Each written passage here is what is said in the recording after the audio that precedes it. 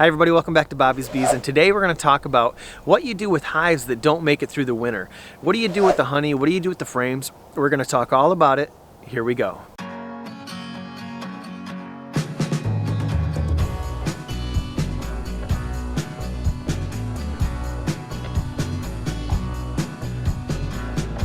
think it's fair to say that the number one goal, and every beekeeper wants to harvest honey, build up the apiary, but the number one goal is to get your bees to overwinter.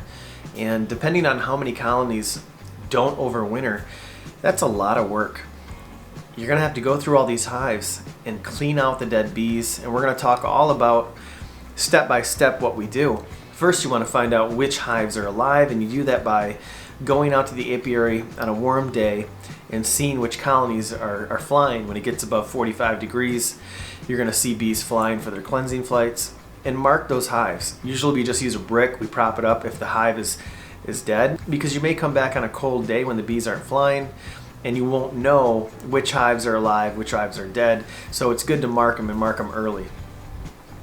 I try to clean these out as early as I can, because in the past I've made the mistake of feeding sugar syrup too early and that hive dies out and the moisture in the hive creates mold. You don't want your hives molding, and all those frames will need to be cleaned. A lot of the honey will be lost, and that's no good. So you'll go through these hives, you'll see some beetles, you may see some mites on your bees if you're looking close enough, and you're looking at the frames, you're looking at the small cluster. You're going to want to look at those bees and look for mites, look for beetles in the hive, and you'll see it, especially if you see a lot of beetles. The beetles are much easier to notice than the mites, but you want to kind of get an idea of what killed the hive. Some years there's just bad mating.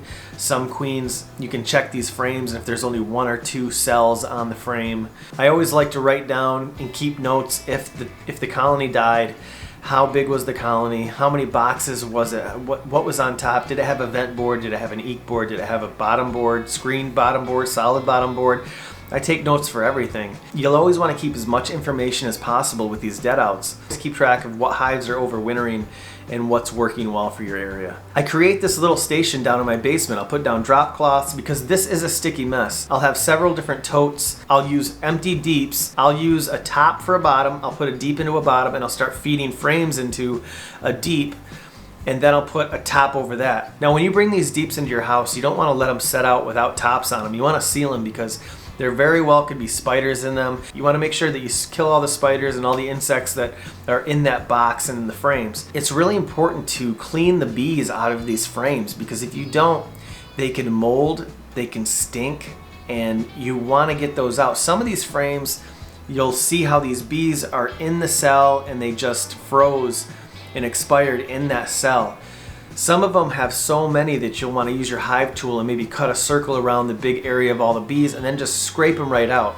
The bees, when you put those frames into the new colony, they'll rebuild all that foundation quickly. But sometimes when you have a frame and there's only one or two, maybe a handful of bees, you can pull those out with tweezers. You know, when we first started beekeeping, we'd always do the crush and strain method. It's a terrific tool to always have frames of foundation ready to go, because your colony is going to build up so much faster when it doesn't have to draw out all that wax. That takes a lot of energy, a lot of sugar syrup, and a lot of bees in general. So the first thing I do is go through the hives and scrape all the propolis off the top of the frame. I keep it in a Ziploc bag. Some of these frames are so glued in with propolis, you want to use a frame puller, and that's an easy way to get the frames out of the deeps. I have a stack of empty foundation frames, or frames that have drawn out comb but don't have anything in them. I'll stack those up separately.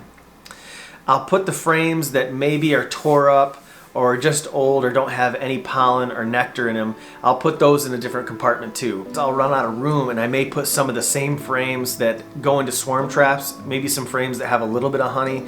They weren't drawn out on each side of the frame, but the best frames that have a good amount of drawn out honey, I'll put those in a separate box, and I'll compartmentalize all this stuff so I know at a later date I can harvest all this honey and try to get ahead of things, because once the season starts, I'm going to be scrambling, building and combining and splitting all these hives and building up queens. So in March it's cold, but I'm taking this time to get out to the apiary and break all these hives down to try to get ahead of this, because we're gonna have so much honey and we're gonna have to spend a couple weekends well before the season even really starts harvesting honey. Say you live in an area where it wasn't frozen. Maybe you're pulling these frames out and it's a little bit later in the year, you weren't able to get out to the apiary.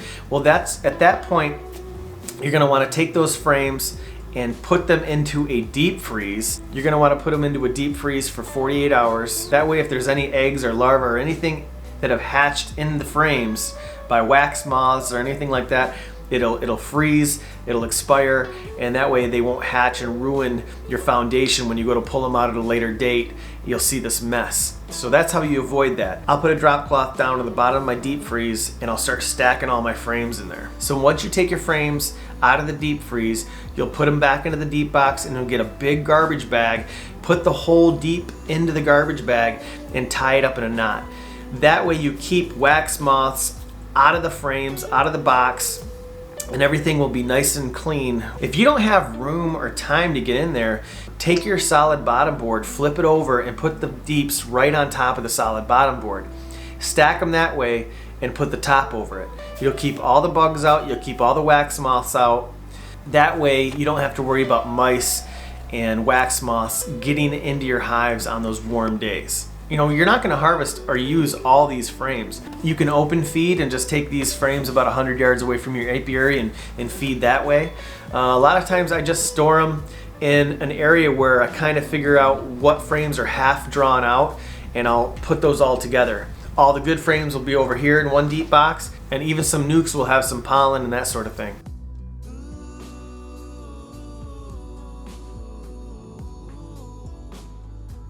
So once you get done with all the frames, all your deep boxes, be sure to take them back outside into the cold, because you don't really want to keep those frames inside, because they could possibly ferment and mold, especially if you have some frames that are uncapped, and that moisture is a bad thing.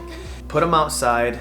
Open up your discs where you can allow some airflow. So it's about 18 degrees today. I like to keep these deep boxes outside until I'm ready to harvest them. Once I'm ready, I'll bring them inside, but I won't let them sit in room temperature for more than a couple days.